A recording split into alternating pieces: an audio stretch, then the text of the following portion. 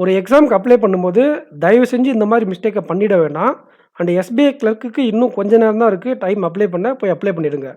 அதுக்கு முன்னாடி இத பாருங்க, இது நம்மளுடைய சேனல் தான். இதில அப்ளிகேஷன் சம்ஸ் இங்கிலீஷ் மட்டும் குடுப்போம். சேனல சப்ஸ்கிரைப் பண்ணிக்கோங்க. ஆப்டி வித் ஏகே அப்படி இல்லனா TN bankers, SSC railway. And இந்த சக்சஸ் ஸ்டோரி பார்க்காம இருந்தா போய் பார்த்துட்டு வந்துருங்க. 2 சக்சஸ் ஸ்டோரி குடுத்துருக்கோம். 2 வேற வேற விதமான வீடியோ. சரி வாங்க டைரக்ட்டா வீடியோக்குள்ள போயிடலாம். லிங்க் கமெண்ட் செக்ஷன்ல குடுத்துருக்கேன். அந்த சேனலோட லிங்க்கும், அந்த சக்சஸ் ஸ்டோரியோட லிங்க்கும். ஃப்ரெண்ட்ஸ் நம்ம சேனலை சப்ஸ்கிரைப் பண்ணாம தான் சப்ஸ்கிரைப் பண்ணிட்டு பாருங்க. என்ன மிஸ்டேக் அப்படின்னு பார்த்தீங்கன்னா, இத பாருங்க. நம்ம எக்ஸாமுக்கு அப்ளை பண்ணும்போது, இந்த மிஸ்டேக்க நான் யுஏஎஸ்சிலே பண்ணேன்.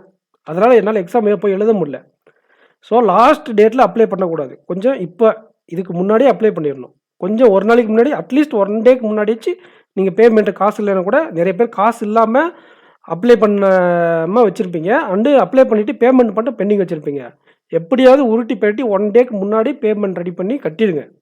அது என்ன காரணம்னா, பேமெண்ட் நமக்கு ஃபெயிலியர் ரீஃபண்ட் ஆயிரும். உதாரணத்துக்கு எனக்கு நான் 3 நாளைக்கு முன்னாடி அப்ளை பண்ணும்போது எனக்கு ஆச்சு. ஸ்க்ரீன்ஷாட் வச்சிருக்கேன், உங்களுக்கு காட்டுறேன். அண்ட் அப்ளிகேஷன் ஃபார்ம் டவுன்லோட் பண்ணி நீங்க உங்களுடைய எக்ஸாம் நீங்க அப்ளை பண்ணிட்டீங்களா அப்படிங்கிறத பாருங்க. பார்த்துட்டு சக்ஸஸ்ஃபுல்லா இருக்கா, பேமெண்ட் எல்லாம் சக்ஸஸ் ஆயிருக்கா அப்படிங்கிறத அப்ளிகேஷனை ஓப்பன் பண்ணி பார்த்தா தான் நம்ம கன்ஃபார்ம். ஏன்னா யுஎஸ்சி நான் லாஸ்ட் மினிட்ல அப்ளை பண்ணேன். நிறைய சேனல் ஒர்க்கெல்லாம் போயிட்டு இருந்துச்சு. ஸோ அந்த எக்ஸாமுக்கு நான் அவ்வளோவா ஃபோக்கஸ் பண்ணாதனால லாஸ்ட் மினிட்ல அப்ளை பண்ணேன். பேமெண்ட் ஃபெயிலியர் ஆயிடுச்சு. அதாவது பேமெண்ட் சக்ஸஸ் ஆயிடுச்சு. மணி என்கிட்டேருந்து டிடக்ட் ஆயிடுச்சு. ஆனால் என்ன இருக்குன்னா பேமெண்ட்டு ரீஃபண்ட் ஃபெயிலியர் ஆகிட்டுக்குது. இந்த மாதிரி பார்த்துக்கோங்க. இது நான் செக் பண்ணால் எனக்கு ஃபெயிலியர். இது அங்கே எனக்கு இது பில் டெஸ்க். இது நம்ம பேமெண்ட்டு பண்ண உடனே காட்டலையா, அந்த ஃபஸ்ட்டு பிரிண்ட் அவுட்டு அதே ஃபெயிலியர் ஆயிடுச்சு. இங்கேயே பார்த்துட்டு நான் கண்டுபிடிச்சிட்டு திரும்ப உள்ளே போய் வெப்சைட் லாகின் பண்ணி பார்த்தா தான் எனக்கு இப்படி இருந்துச்சு. ஸோ யுவர் ப்ரீவியஸ் டிரான்சாக்ஷன் ஸ்டேட்டஸ்னு இருக்கா, என்னென்னு இருக்குது, failed, it was not approved by the bank அப்படின்னு சொல்லிடுச்சு. ஸோ ப்ரொசீட் டு பேமெண்ட் அப்படின்னு இருக்கு இல்லையா, இந்த ஆப்ஷனை கிளிக் பண்ணிடலான்னா எகைன் உங்களுக்கு பேமெண்ட் விண்டோக்குள்ளே போக நீங்கள் பேமெண்ட் பண்ணிடலாம். அதுக்கப்புறம் நான் அப்ளிகேஷன் டவுன்லோட் பண்ணேன். பட் யுஏஎஸ்சியில் என்ன ஆச்சுன்னா இது மாதிரி இல்லை. அது என்ன ஆச்சுன்னா பேமெண்ட் இங்கே சக்ஸஸ் ஆகிடுச்சு. வழக்கமாக நான் ஃபோல்டர் போட்டு நான் ஓப்பன் பண்ணி காட்டுறேன், டைம் ஆகிடும். எல்லா எக்ஸாமுக்கும் அப்ளிகேஷன் டைம்ன்றது இதுதான். அதாவது இந்த யூனிவர்ஸ் மேலே நம்பிக்கை இல்லாதவங்களை விட்டுருங்க, நம்பிக்கை இருக்கிறவங்களுக்கு இந்த டைமு இந்த கோயின்சிடன்ஸ் எல்லாம் சொல்லுவாங்க இல்லையா, அந்த மாதிரி தான். யுஏஎஸ்சி எக்ஸாமுக்கு எனக்கு எப்படிலாம் தடங்கள் வந்துச்சுன்னா, ஃபஸ்ட்டு நான் அப்ளை பண்ணிவிட்டு பேமெண்ட் சக்ஸஸ் ஆகிடுச்சு. ஆனால் ரீஃபண்ட் ஆகிட்டுக்குது உள்ள அப்ளிகேஷன் ஃபார்மில் ஃபெயிலு. ஸோ நான் எல்லா எக்ஸாமுக்கும் டவுன்லோட் பண்ணி அப்ளிகேஷனை உள்ளே செக் பண்ணி பார்க்குறேன்.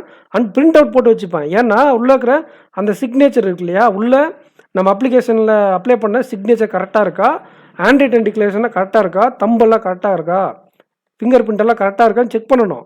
சம்டைம்ஸ் அது கிளாரிட்டி இல்லைன்னா உங்களுடைய அப்ளிகேஷன் ரிஜெக்ட் பண்ணிடுவாங்க, எக்ஸாம் எழுத விட மாட்டாங்க. 2019 ஒரு பையனுக்கு அப்படி தான் ஆச்சு. அவர் எக்ஸாமுக்கு எழுத வந்தவர் அப்படியே வீட்டுக்கு அனுப்பி விட்டாங்க. உங்களுக்கு இதில் அதாவது எப்படின்னா உள்ள சிக்னேச்சர் அட்னன்ஸ் சைன் வாங்குவாங்க இல்லையா, அப்போ உங்களுடைய சிக்னேச்சர் வந்து கிளாரிட்டி இல்லை, அதனால் நீங்கள் எக்ஸாம் விட்டு போங்க அப்படின்னு அனுப்பியே விட்டாங்க. அந்த பையன் அழுதுகிட்டே போயிட்டான்.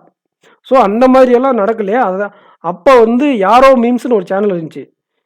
இப்போ நான் எப்படி நடத்திட்டு இருக்கேனோ அது மாதிரி அவர் நடத்தியிருந்தார். டெலகிராமில் நடத்தியிருந்தார். யூடியூப்பில் அப்பப்போ வீடியோ போடுவார். யாரோ மீம்ஸ்னு ஒரு சேனல். அந்த சேனலில் அவங்க சொல்லியிருந்தாங்க இந்த மாதிரி இந்த விஷயத்தைய பேசியிருந்தார் அவர். ஸோ அவங்க அழுந்துகிட்டே போயிட்டாங்க. அப்போ அதுக்கு என்ன சொல்யூஷன் கேட்டாங்களே, உங்களுக்கு அப்ளிகேஷனை பிரிண்ட் போட்டு வைக்கணும். அப்ளிகேஷனை பிரிண்ட் போட்டு செக் பண்ணணும். செக் பண்ணிவிட்டு உங்களுக்கு பேமெண்ட் கரெக்டாக இருக்கணும் பார்க்கணும். எல்லாமே உங்களுக்கு name, date of birth and OBC certificate. இதை பாருங்கள், தெளிவாக சொல்லிடுறேன். இந்த மிஸ்டேக் யாருமே பண்ணிடாதீங்க. நேமு கரெக்டாக இருக்கணும். இனிஷியல் பிரச்சனைனா கூட நேமுன்னா கூட அஃபிடேவிட் கொடுத்துடலாம். முன்ன பின்ன இருக்கும்போது ஒரு சில சமயம் அலோவ் பண்ணுறாங்க. But OBC certificate, SC SC certificate இல்லாமல் நீங்கள் அப்ளை பண்ணிட்டீங்கன்னா கண்டிப்பாக வாங்கி வச்சுக்கோங்க. இல்லாமல் அப்ளை பண்ணிடலாம். பட் எலிஜிபிள் இல்லாமல் உங்களால் ஓபிசி சர்டிஃபிகேட் அப்ளை பண்ணிவிட்டு ஓபிசி சர்டிஃபிகேட் வாங்க முடியலன்னா பிரச்சனை ஆயிரும். உங்கள் எலிஜிபிள் இருந்து நீங்கள் ஓபிசி சர்டிஃபிகேட் வாங்க முடிஞ்சால் மட்டும் ஓபிசி சர்டிஃபிகேட்டில் அப்ளை பண்ணுங்கள். இல்லைன்னா அப்ளை பண்ணாதீங்க. ஏன்னா அவங்க வேறு எதுக்குனாலும் வந்து எக்ஸ்கியூஸ் கொடுப்பாங்க. சொல்யூஷன் இருக்குது. கேஸ்ட்டுக்கு மாற்றி போட்டிங்களன்னா, அதாவது நீங்கள் ஜென்ரல் இருக்கிறவங்க ஓபிசி போட்டிங்களன்னா உங்களுக்கு எக்ஸாம் எழுத அலோவ் பண்ணுவாங்க.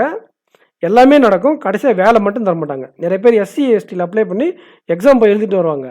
எக்ஸாமெல்லாம் எழுதலாம், எல்லாமே நடக்கும். பட் ஆனால் ஃபைனலில் கட் ஆஃப் கம்மியாக இருக்குன்னு அதில் அப்ளை பண்ணிவிட்டு சப்போஸ் நீங்கள் எக்ஸாம் கிராக் பண்ணிட்டீங்கன்னு வச்சுக்கிங்களேன், நாமத்தை போட்டு போக வேண்டியது தான். ஸோ ரொம்ப பிகினர் இருக்கீங்க, இன்னுமே எனக்கு தெரியாது, சும்மா போய் எழுதுறேன்னா மட்டும் எஸ்சி எஸ்டிக்கு அப்ளை பண்ணுங்கள். உங்களுக்கு 50% வாய்ப்பு இருந்தால் கூட எக்ஸாம் அப்ளை பண்ண நீங்கள் போய் எக்ஸாம் அப்ளை பண்ணிட்டு வரணும். புரிஞ்சுதுங்களா?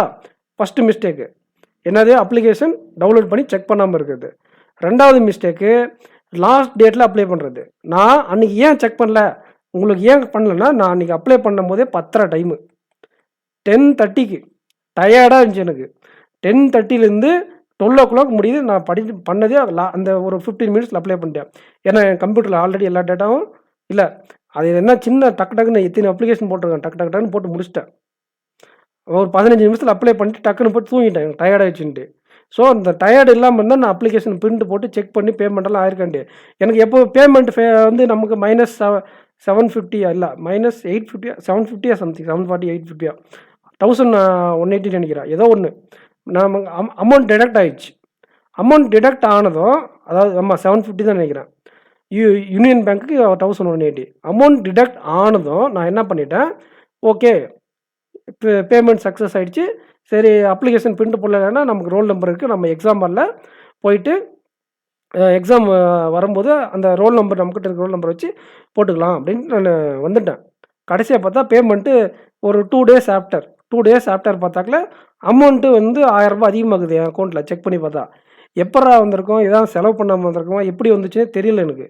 ஸோ அப்போ யோசித்து பார்த்தா அப்புறம் ஆல் டிக்கெட் வந்துருச்சு. ஆல் டிக்கெட் வந்ததும் என்னோடய போட்டால் இன்வாலிட் கிரெடென்ஷியல்னு வருது. அப்போ இன்வாலிட் கிரெடென்ஷியல் வந்து என்னன்னு போய் பார்த்தா பேமெண்ட்டு சக்ஸஸ் ஆகலை. பேமெண்ட்டு எனக்கு மெசேஜும் செக் பண்ணல நான். அந்த டயர்டில் போய் தூங்கிட்டேன். மெசேஜும் வரும், பேமெண்ட் ரிசீவ்டு அப்படின்னு ஒரு மெசேஜ் வரும் மெயிலில். அப்படி இல்லைன்னா மெயில் பண்ணுவாங்க. ஒரு அப்ளிகேஷன் அப்ளை பண்ணிங்கன்னா உங்களுக்கு 2 மெசேஜ் வரும், 2 மெயில் வரும். ஒன்று அப்ளிகேஷன் போட்டதுக்கு, இன்னொன்று பேமெண்ட் சக்ஸஸ் ஆச்சு அப்படின்ட்டு, ஃபீ ரிசீவ்டு, உங்கள் அப்ளிகேஷன் அக்செப்ட் பண்ணப்பட்டுச்சு பேங்க்காக அப்படின்னு ஒரு மெசேஜ் வந்துடும். அதே மாதிரி மெயில்லேயும் வரும், செக் பண்ணிக்கோங்க. அப்படி வந்தால் மட்டும்தான் உங்களோட அப்ளிகேஷன் அப்ளை பண்ணதான் கன்சிடர் பண்ணப்படும். புரிஞ்சுதுங்களா? ஸோ இந்த மிஸ்டேக்கு ஃபஸ்ட்டு மிஸ்டேக் என்ன, பேமெண்ட்டு செக் பண்ணாது. ரெண்டாவது இது மாதிரி மெயில் செக் பண்ணால் அப்ளிகேஷனை டவுன்லோட் பண்ணி பார்க்கணும். மூணாவது மிஸ்டேக் என்ன பண்ணக்கூடாது, லாஸ்ட் மினிட்ல அப்ளை பண்ணக்கூடாது. ஏன்னா அன்றைக்கி நான் 10:30க்கு அப்ளை பண்ணாங்காட்டியும் தான், ஒருவேளை 1 டே பிஃபோர் நைட் 10:30க்கு அப்ளை பண்ணி நான் போய் தூங்கினா கூட எனக்கு என்ன இருக்கும், மறுநாள் காலையில் எந்திரிச்சு ஃப்ரெஷ்ஷாக இருக்கும்போது செக் பண்ணியிருப்பேன். லாஸ்ட் மினிட்ல பண்ணும்போது இந்த பிரச்சனை இருக்கும். சரி, லாஸ்ட் டே லாஸ்ட் மினிட்ல பண்ணுறதுனால இது மட்டும்தானா அப்படின்னு கேட்டால், சப்போஸ் நீங்கள் ஒரு டேட் ஆஃப் பர்த் மாற்றி போடுறீங்க. நான் ட்ரெயின் பண்ண ஒரு பொண்ணு 24 வயசுக்கு பதிலாக 34 வயசு போட்டு விட்டுருச்சு. அதாவது இயரை 19 சம்திங் பதிலாக 80s கொடுத்துருச்சு. 90ஸ்க்கு பதிலாக 97க்கு பதிலாக 87 கொடுத்துருச்சு போன வருஷமா, அதுக்கு முன்ன வருஷமா. ஸோ அது வயசு வந்து 34 காட்டுது. 34 காட்டும்போது எக்ஸாமெல்லாம் போய் எழுதி வந்துச்சு. அந்த எஸ்சி கேட்டகரி எக்ஸாம் போய் எழுதிச்சு.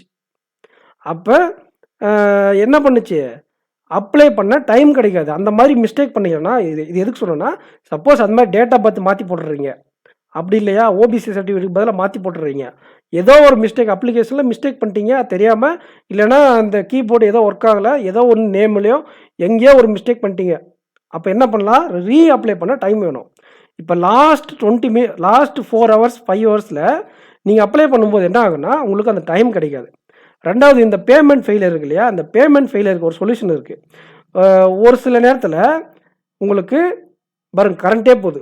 லாஸ்ட் டைமில் அப்ளை பண்ணாதுங்க, கரண்ட் பவரே கட் ஆயிடுச்சு, யூபிஎஸ்சில் ஓடிட்டுருக்கு. தயவு செஞ்சு முன்னாடியே அப்ளை பண்ணுங்கள். கெட்ட சகுனம், அதுவே லைட்டே காட்டுது.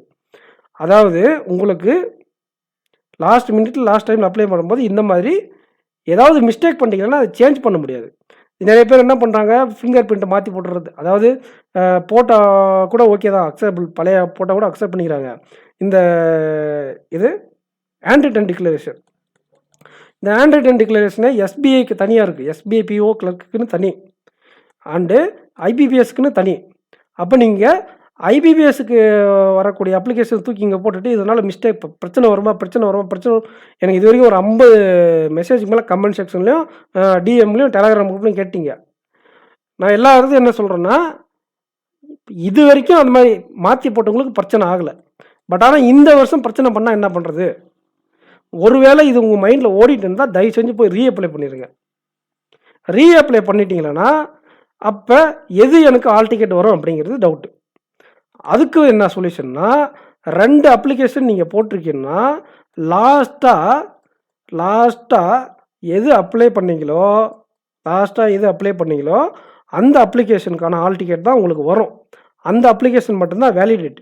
ஒரே ஐடியில் ஒரே எப்படி பார்த்தாலும் நீங்கள் வேறு இமெயில் ஐடி சொல்கிறேன் கேட்டுக்கோங்க. இமெயில் ஐடி மாற்றி போடுங்கன்னு ஒரு பெரிய சேனலில் சொன்னாங்க, 10,000 பண்ணோட சப்ஸ்கிரைப் கொண்ட சேனலில் சொல்லிட்டாங்க. சரி, இமெயில் ஐடி மாற்றி போட்டுடுறீங்க.